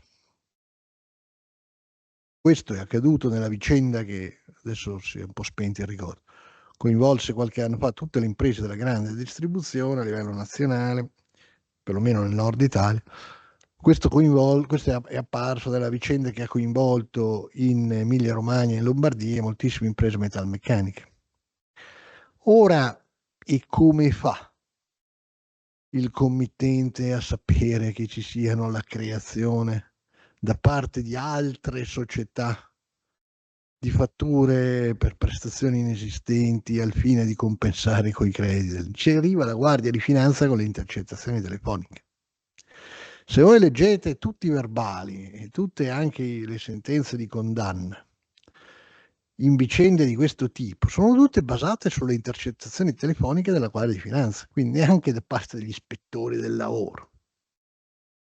Tutte basate su intercettazioni telefoniche che hanno determinato queste operazioni criminali completamente fuori dal controllo del datore di lavoro, e che il datore di lavoro non potrà mai controllare, non può fare intercettazioni. Ora, il professor Altimari giustamente poneva il problema dei 5 anni di prescrizione. Secondo me il problema è ancora più complesso, cioè lì c'è una differenza profonda tra l'obbligazione retributiva e l'obbligazione prevenzione. L'obbligazione retributiva tu sei in grado di verificare. Telefonerai ai lavoratori e chiederai se sono pagati. Adesso non è una cosa che porterà via del tempo, ma non è una cosa impossibile. Nel caso dell'obbligazione previdenziale, soprattutto di fronte ai comportamenti su larga scala, che sono quelli più significativi, non se ne accorge nessuno, perché i flussi apparenti ci sono, i modelli emessi ci sono, i flussi emessi ci sono e i contributi previdenziali appaiono versati. È un bel da controllare. Allora, è logico che ci sia un'obbligazione fideiussoria per una fattispecie in cui il soggetto obbligato non ha in realtà nessuna possibilità di controllo? E con questa domanda vi lascio e do la parola al professor Falsone, che invece parla delle clausole sociali volte alla conservazione della continuità dei rapporti di lavoro dei dipendenti degli appaltatori. Se dico bene, no? Dico bene, Maurizio? Sì. Intanto ringrazio il professore Boscati, la professoressa Zilli per l'opportunità di condividere un po' di opinioni su questo tema e ovviamente il professore Gragnoli e tutte le colleghe di Parma per l'ospitalità che ci riservano non per la prima volta. Allora, sì, mi tocca il tema delle clausole sociali di stabilità occupazionale. Il professore Gragnoli diceva le clausole di assorbimento, per così dire. Il legislatore utilizza un linguaggio, come vedremo, un po' più vago. Sicuramente c'è un riferimento anche al riassorbimento, ma forse anche a qualcos'altro. Proverò a dire un po' la mia, ma anche proverò a riportarvi alcune prese di posizione del Consiglio di Stato recentissime su questo. Intanto parliamo di clausole che vengono definite di seconda generazione, per distinguerle da quelle di prima generazione di cui ci ha parlato il dottor Bernardo. E quindi quelle sull'applicazione del contratto collettivo, e anche per distinguerle da quelle oggi diciamo di terza generazione, ne faceva riferimento il professor Boscati, ovvero le clausole sociali che genericamente dico riguardano l'inclusione, quindi età, genere, disabilità e svantaggio in generale. Si tratta di una classificazione però solo teorica, perché in verità, come proverò a dire durante questo breve intervento, ci sono dei nessi forti fra clausole di seconda generazione, cioè di stabilità occupazionale, e clausole di prima generazione o clausole di terza generazione. Vediamo i nessi con la prima. Con le clausole di sociali di prima generazione, quindi quelle che riguardano l'applicazione dei contratti collettivi di cui si è già parlato. Le clausole sociali di stabilità non nascono nella legge, in verità. Hanno una fortissima radice nella contrattazione collettiva, motivo per cui in verità anche nei contratti pubblici si fanno strada attraverso le clausole di prima generazione, cioè attraverso le clausole che imponevano l'applicazione dei contratti collettivi, perché all'interno dei contratti collettivi c'erano spesso clausole, c'erano spesso clausole di stabilità occupazionale. E non vi sono dubbi che questo fenomeno può accadere ancora oggi, visto che il codice dei contratti pubblici richiama all'articolo 11, lo diceva Paolo prima, richiama l'applicazione dei contratti collettivi tout court, e addirittura l'allegato fa riferimento espresso a istituti economici e normativi. Ok, quindi è ovvio, possiamo dire, che di fatto l'operatore economico che sceglie un contratto collettivo di per sé si vincola ad applicare l'eventuale clausola sociale di stabilità inserita in un contratto collettivo. Tecnicamente, ma qui lo dico in termini dubitativi onestamente, le clausole sociali di stabilità occupazionale non saprei se collocarle nella parte normativa o in quella obbligatoria. Mi spiego: clausole sociali di stabilità vuol dire tantissime cose, dipende da come vengono formulate. Possono essere impegni molto precisi, quindi addirittura fondativi di un diritto perfetto di essere assunti, anche se è raro che accada in questi termini, allora li possiamo collocare nella parte normativa. Altre volte si fa riferimento a meri obblighi informativi o di consultazione finalizzati ad un passaggio, e allora è parte obbligatoria. E se è parte obbligatoria non ha nulla a che fare con la clausola di equo trattamento. Se invece ricadono nella parte normativa, vi dobbiamo far rientrare anche le clausole di stabilità occupazionale. Comunque, questo per dire cosa? Per dire che inizialmente le clausole di stabilità ponevano un problema di efficacia soggettiva, che è lo stesso problema di efficacia soggettiva che hanno i contratti collettivi attualmente. Poteva capitare e può capitare ancora oggi col codice dei contratti pubblici che un operatore economico subentrante vincoli all'applicazione di un contratto collettivo che contiene una clausola di assorbimento o di stabilità occupazionale meno tutelante o addirittura nessuna clausola sociale rispetto alla clausola sociale di stabilità indicata nel contratto collettivo previsto dalla stazione appaltante, oppure dall'operatore economico uscente. Ed è per questo motivo che si è alla fine dei conti diffusa, il legislatore ha deciso di dare vita a delle vere e proprie clausole sociali di stabilità di fonte legale, cioè che prescindessero da quanto previsto dalla contrattazione collettiva. Ma il problema non è stato risolto facilmente, e non è risolto facilmente. In origine, codice dei contratti pubblici del 2016, in origine la clausola sociale di stabilità occupazionale prevedeva un vincolo modale netto, cioè si prevedeva la clausola sociale di stabilità rinviando alla clausola sociale di stabilità del contratto collettivo ex articolo 51 del decreto 81, cioè la stazione appaltante doveva individuare un contratto collettivo ex articolo 51 del decreto 81, vedere la clausola sociale, inserirla nella lex specialis e quindi imporla all'operatore economico, con un problema, con un cortocircuito non banale, perché la clausola di ecotrattamento allora, come oggi, fa riferimento ad altro, non certo ai contratti collettivi dell'articolo 51 del decreto 81. Comunque oggi la situazione si è evoluta, non c'è più questo vincolo modale, le stazioni appaltanti devono individuare delle clausole sociali di stabilità anche prescindendo da quelle contenute dal punto di vista della modalità dai contratti collettivi. Infatti il nuovo codice dei contratti pubblici all'articolo 57 fa semplicemente riferimento a specifiche clausole sociali con le quali sono richieste misure orientate a garantire la stabilità occupazionale del personale impiegato, nonché poi l'applicazione del CCNL e così via. E quindi a maggior ragione oggi, come già in verità accadeva in passato ma non posso approfondire, le stazioni appaltanti prevedono che gli operatori economici si impegnino sul fronte della stabilità occupazionale senza alcuna doverosa coordinazione con quanto previsto nei contratti collettivi in tema di riassorbimenti. Questo drammatizza il tema del rapporto fra fonti e in particolare fra la lex specialis, o la legge potremmo dire, ma in verità il bando, e le clausole sociali dei contratti collettivi. Cito qui un'interessante decisione che, pur riferendosi al codice del 2016, è interessante ancora oggi. Appello di Catanzaro, 4 novembre 2020, numero 886. È molto divertente il caso, secondo me. Vabbè, divertente se non avete di meglio da fare, ma insomma.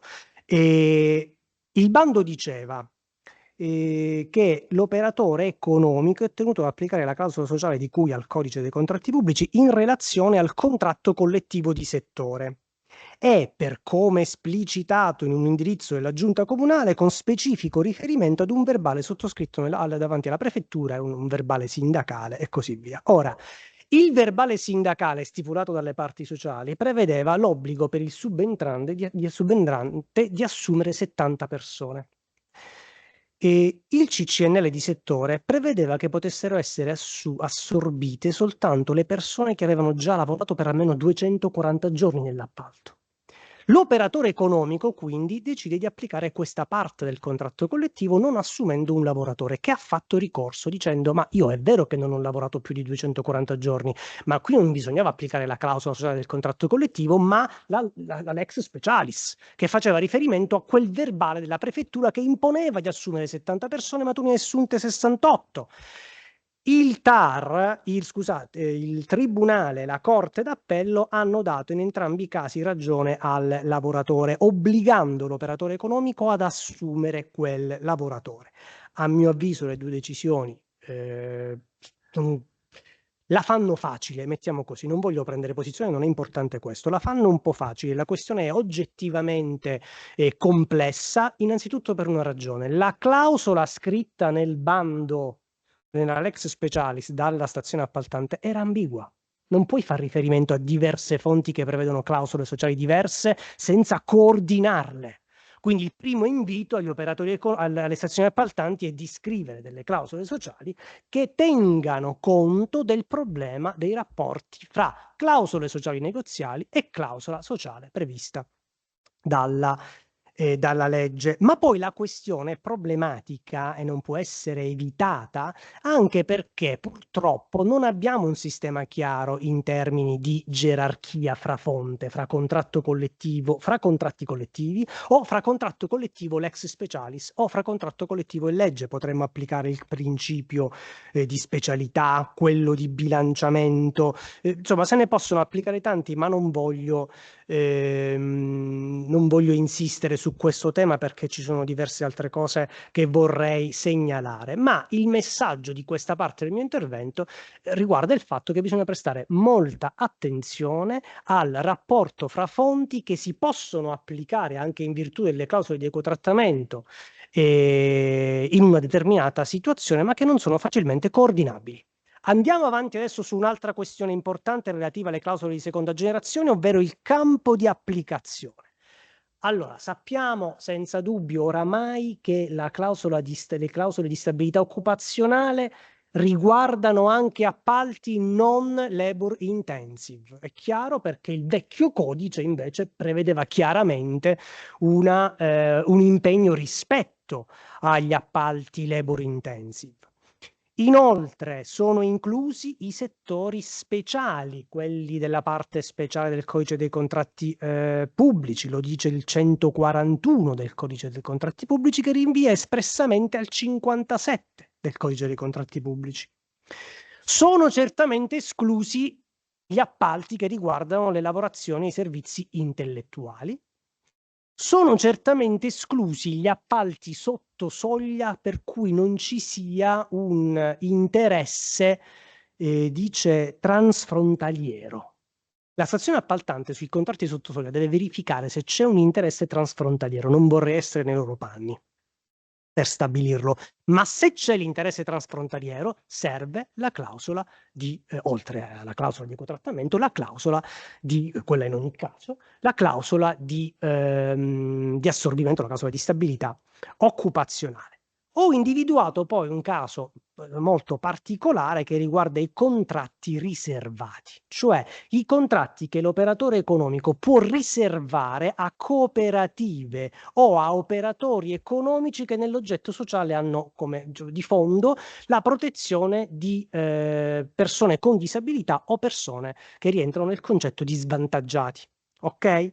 E non ho chiara la situazione dell'applicazione di queste clausole di assorbimento rispetto ai contratti riservati. Perché? Perché l'articolo 61 che disciplina i contratti riservati faceva riferimento dal 2023 soltanto alle clausole di terza generazione, quelle sull'inclusione, non alla clausola di stabilità. E cosa curiosa, il correttivo a dicembre ha eliminato tutti i riferimenti alle clausole di inclusione per i contratti riservati dicendo, lo dice la relazione dello schema di decreto legislativo, che l'intenzione era quella di non imporre a degli operatori che già proteggono o persone disabili o svantaggiati, di imporgli di occuparsi anche di giovani o di donne. Ok, questo era l'obiettivo.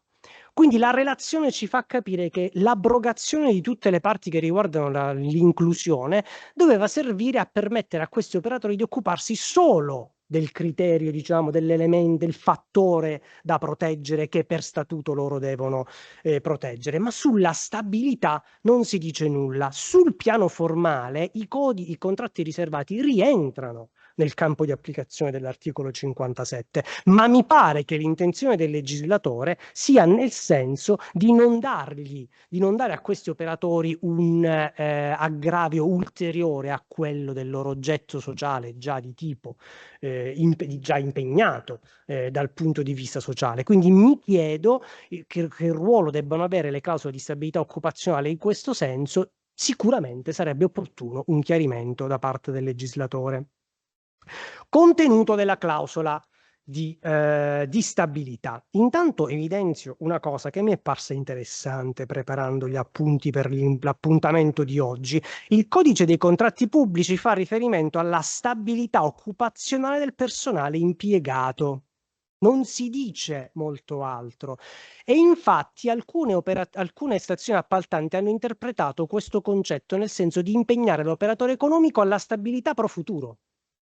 non rispetto alla organizzazione del proprio staff, ma organizzato il proprio staff impegnarsi alla stabilità pro futuro.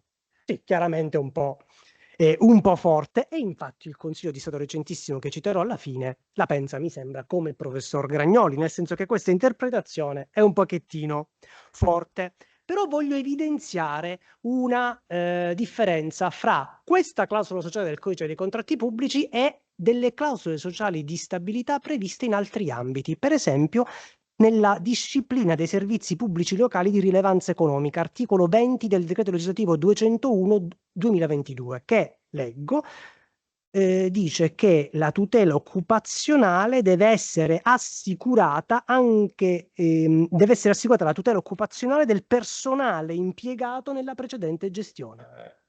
Qui è evidentissimo. Ve ne cito un altro, articolo 48 del DL 50/2017 sul trasporto.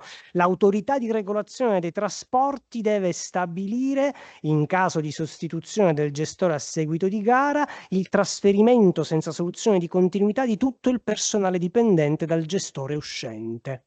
E infatti la giurisprudenza in questi casi particolari, trasporto, servizi pubblici locali di enti pubblici economici, ammette che le clausole sociali possano essere radicali e quindi prevedere un diritto di questi lavoratori al passaggio.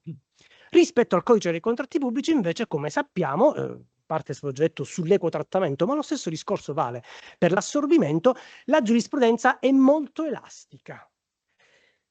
Anzi, impone che la clausola sociale sia applicata in modo elastico per garantire gli interessi economici dell'impresa. Questa elasticità è confermata oggi dal diritto positivo, perché la clausola sociale di stabilità all'articolo 57 fa riferimento solo a misure orientate, tra l'altro, a, quindi qualcosa di molto diverso rispetto a riconoscere un diritto soggettivo ai lavoratori.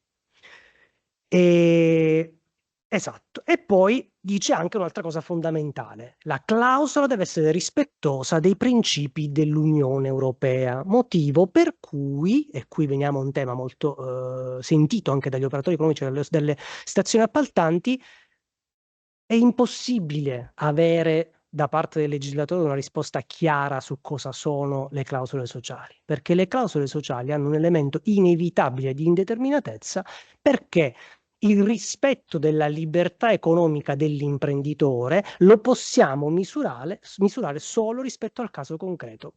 Mi ricorda un po' l'applicazione di clausole generali, per così dire, o comunque di una legislazione per principi, e credo il legislatore su cui credo il legislatore non potrà mai fare molto di più di quello rispetto a quanto abbia già fatto. Comunque non posso entrare qui troppo nello specifico, perché c'è stato un mare di dottrine e di giurisprudenza. Mi pare di poter sintetizzare due aspetti fondamentali su come implementare la clausola sociale di stabilità. Primo, i contenuti della clausola di assorbimento o di stabilità occupazionale non devono essere dettagliati. E infatti oggi il codice dei contratti pubblici prevede proprio che, quando l'operatore economico si impegna con l'offerta a garantire la stabilità occupazionale, debba anche chiarire in che modo realizza questo impegno. Quindi il meccanismo è il seguente: ti devo impegnare e tu ti devi impegnare con l'offerta alla stabilità, e mi devi dire anche come. Poi la stazione appaltante ha l'obbligo e il diritto di verificare che questo impegno sia serio, sostenibile, realizzabile, volendo potrei anche aggiungere che abbia un nesso causale chiaro con l'organizzazione di impresa prescelta. Per cui posso anche stabilizzare poco se mi dimostri che hai fatto delle scelte imprenditoriali di un certo tipo, legittime, ma altrimenti potrebbe non essere legittimo, ma naturalmente non si può entrare oltre nel merito. Vi segnalo un Consiglio di Stato del 12 novembre 2024 9036 che ha riconosciuto legittimo il riassorbimento di personale collocato poi in attività del subentrante diverse da quelle oggetto dell'appalto.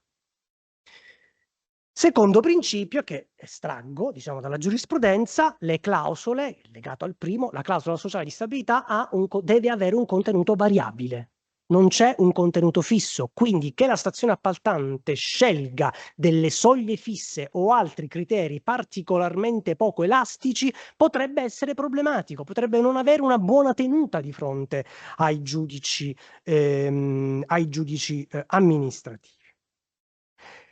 E a questo punto ci dobbiamo domandare, ma è sempre necessaria la clausola di stabilità o ci possono essere casi in cui la si può omettere o casi in cui si può anche chiudere un occhio rispetto ad un operatore economico che non si impegna alla stabilità occupazionale? Allora, come imposterei il discorso?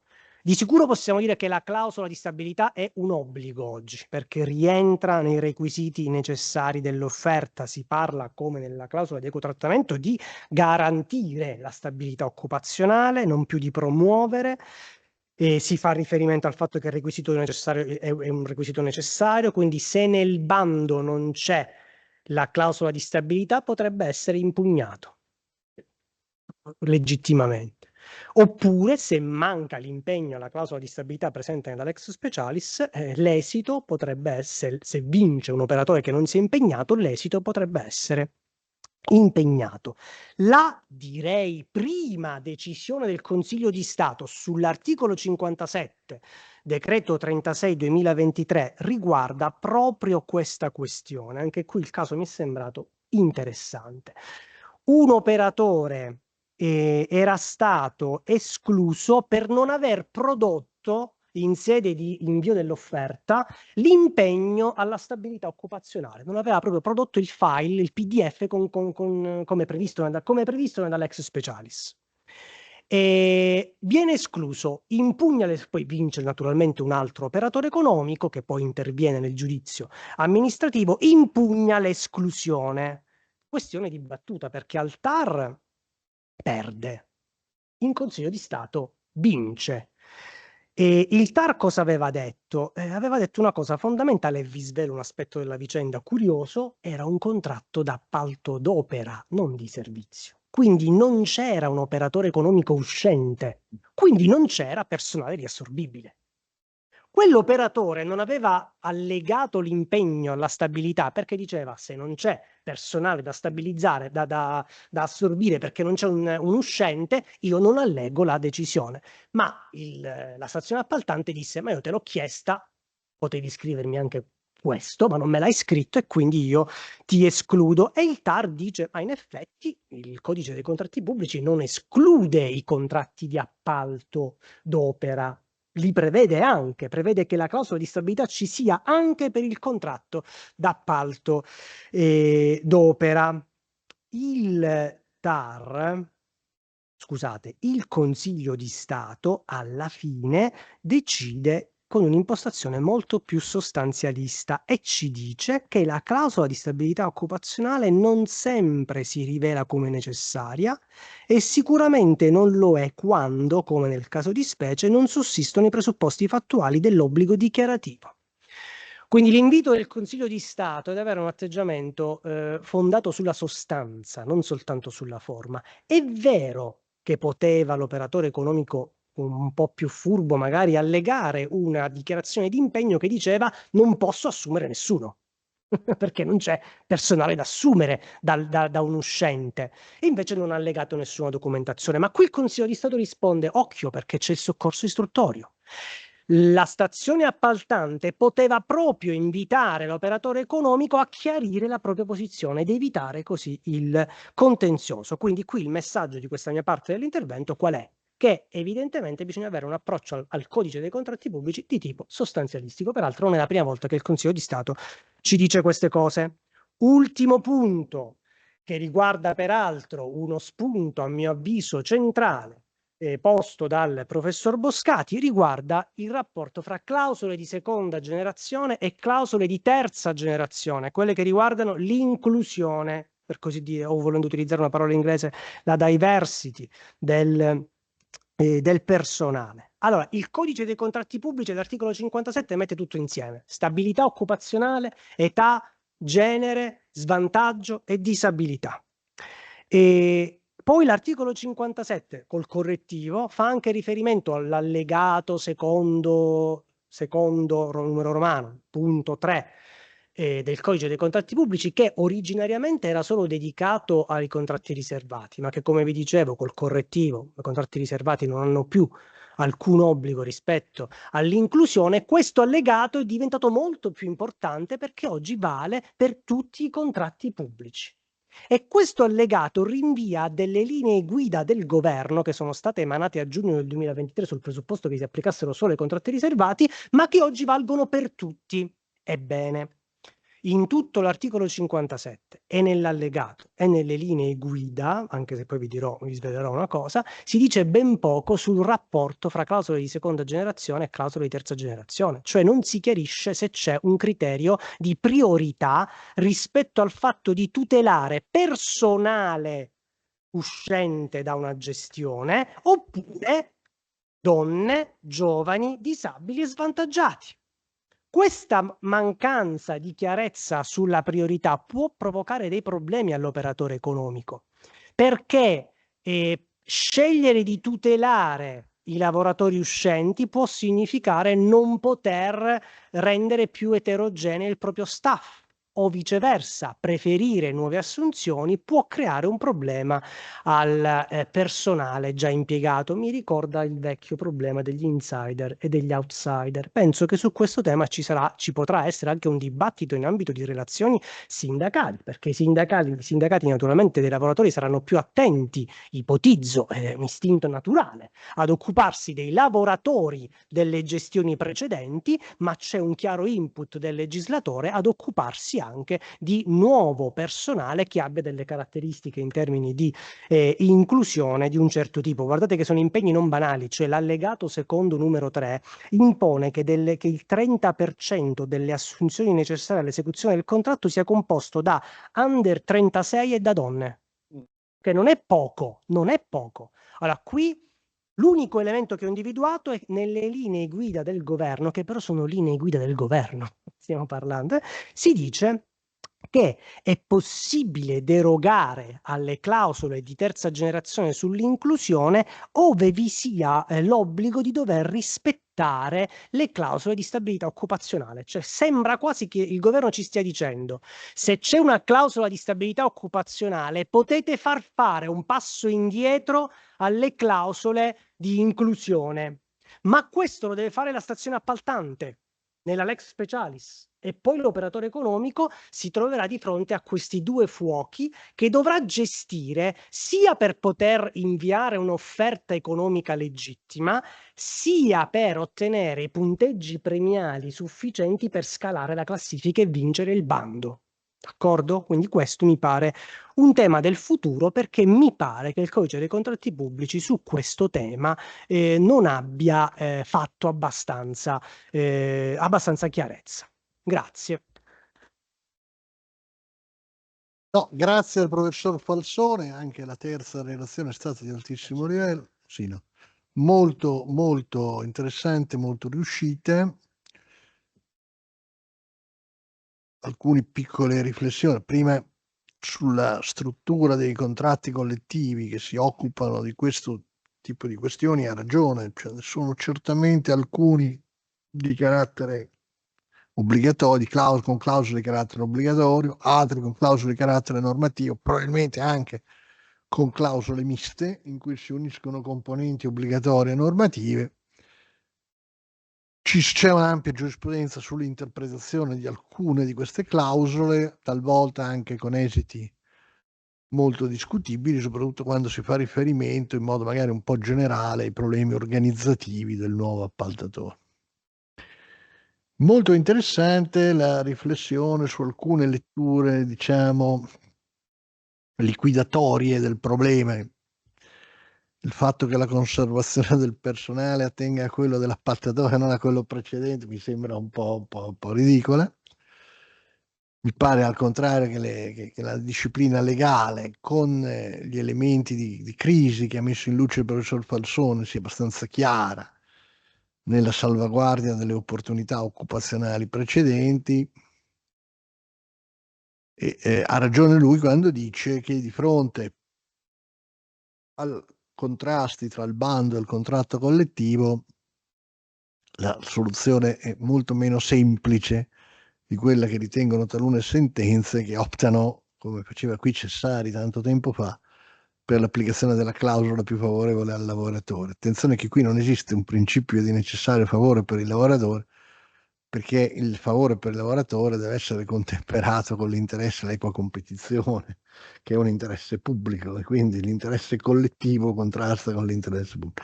E la soluzione del contrasto tra l'interesse collettivo e l'interesse pubblico a cui il Consiglio di Stato è molto attento, tant'è vero che lì ha dato ragione, deve essere cercata nella chiarezza del bando, che dovrà tenere in considerazione il contratto collettivo e dovrà quindi però garantire l'interesse e la competizione nel rispetto delle clausole del contratto collettivo. Bene, direi che dopo aver fatto tante raccomandazioni ai nostri 3 relatori, gli ho anche condizionato il fatto di offrire il pranzo a una promessa scritta che rispettassero i 30 minuti. Sono tutti e 3 bravissimi, hanno fatto delle relazioni riuscitissime, hanno rispettato i 30 minuti. Chiudiamo in tempo. La professoressa Zilli ci deve assolvere da Udine, non so se ci ascolta, ma è obbligata. Ci sono. È obbligata ad assolverci. Spero che vi siate divertiti, spero che abbiate passato un pomeriggio interessante. Io mi complimento moltissimo con i nostri colleghi che secondo me hanno fatto un eccellente lavoro. Ci vediamo l'anno prossimo. Arrivederci.